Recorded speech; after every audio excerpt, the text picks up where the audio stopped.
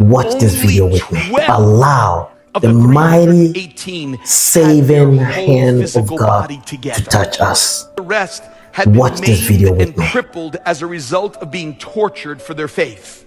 I was reading about the first Christian conference in really the world that took place. Took place in 325 AD. It was called the Council of Nicaea. There's thousands of Christian conferences that happen every year in the United States and around the world, but there was nothing like the first Christian conference that ever took place. It was after the church was birthed and the church was expanding that they decided to bring leaders in from the church that was in Asia and in Europe and bring them all together. And they met in AD 325.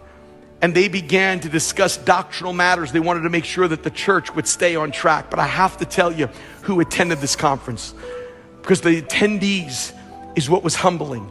There was blessing in battle. What came out of this conference is a blessing that we still hold to today of sound doctrine. But it was also a battle just to get there. Listen to this. This is the part I want you to hear. There were 318 delegates that showed up at the Council of Nicaea.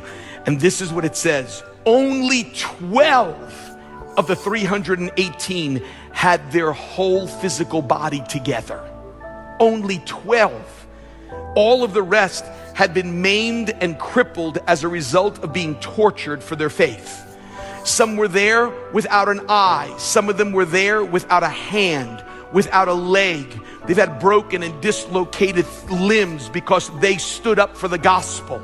Some had been scarred by branding irons. Some have been boiled in oil or thrown into a ring with wild animals. In the early days of the Christian church, no one thought it strange or unfair to suffer for Christ. Suffering was considered, the battle was considered a normal part of the Christian life. Can you imagine? This is who showed up. They showed up beat up in the battle. But folks, these men and women knew that if there was a battle, there was also a blessing on the other side. These people who have suffered for the gospel, think about it, 306 of them all had marks on their body because they were suffering for the gospel's sake. But when they left that, they gave to us what is called the Nicene Creed, that is still mentioned and quoted, and even a foundation of doctrine that came out of a battle.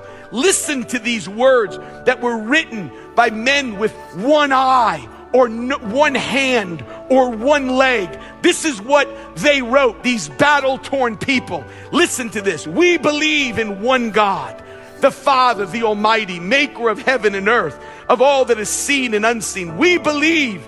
May God keep you, help you to know where you are falling so that you'll be able to rise again. May He touch you and make you completely His.